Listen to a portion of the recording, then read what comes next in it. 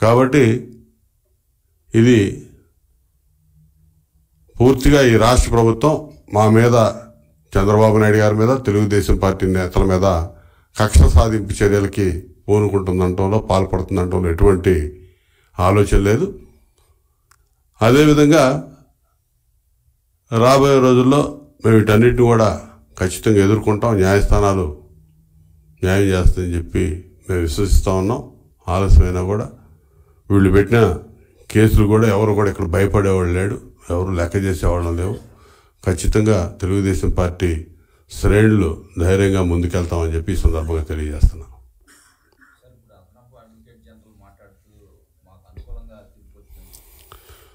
AAG ఆయనే chief justice of India కాదు.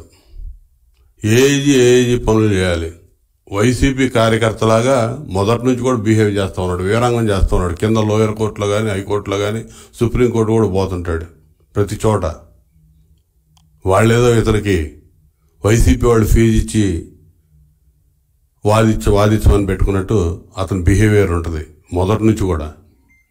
అతని మాటలకు స్పందించడం అంటే ఇలా నీలి మీడియా ఇందాటి నుంచి 1 గంట నుంచి కూడా దాన్ని చిలవల పలవలు చేసి ఉన్నది లేనట్టుగా ఏదో చిత్రీకరించి ఏదో అయిపోయింది మొత్తం, తెలుగుదేశం పార్టీకి చంద్రబాబు నాయుడు గారికి వ్యతిరేకంగా తీర్పులు ఇచ్చారని చెప్పి మాట్లాడుతూ ఉన్నారు. ఇదంతా కూడా ప్రజల్ని ఏదో మభ్య పెట్టాలని, పక్కదారి పెట్టాలని చేసే ప్రయత్నం. ఇక్కడ ఏమీ జరగలేదు. పాక్షికంగా ఇక్కడ విజయం ఖచ్చితంగా మా నాయకుడికి దక్కిందంటంలో ఎటువంటి సందేహం లేదని చెప్పి నేను చెప్పదలుచుకున్నా. ఏమి లేదు. కేసులు అనేది అక్రమ కేసులు, అడ్డగోలుగా బనాయించిన కేసులు. ఇక్కడ కేసులోనూ 17A వర్తించిద్దని చెప్పి మేము కోర్టుకు వెళ్ళాం. అక్కడ సుప్రీంకోర్టులో ద్విసభ్య ధర్మాసనం భిన్నాభిప్రాయాలు వ్యక్తం చేసింది. ఇంకా స్టిల్ ఆ కేసులు అదంతా కూడా స్టేటస్ కో మెయింటైన్ అవుతున్నట్టే. సుప్రీంకోర్టు సీజే దగ్గరికి కేసు వెళ్తా ఉంది.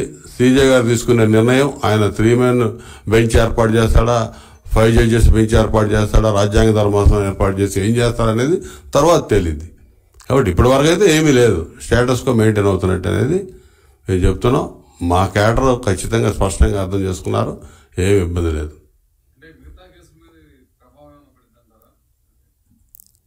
మిగతా కేసుల్లో బెయిల్ కదా, యాంటిసిపేటరీ బెయిల్ వీళ్ళు అడ్డగోలుగా అక్రమంగా బనాయించారని చెప్పి మేము యాంటిసిపేటరీ బెయిల్కి వెళ్ళాం.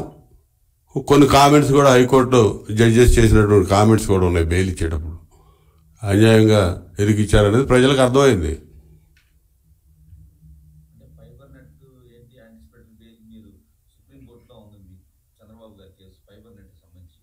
అది ఆటోమేటిక్గా ఇప్పుడు ఈ కేసు స్టేటస్ కో మెయింటైన్ అవుతుంది కాబట్టి అవన్నీ కూడా స్టేటస్ కోనే ఉంటుందని నేను అనుకుంటున్నాను.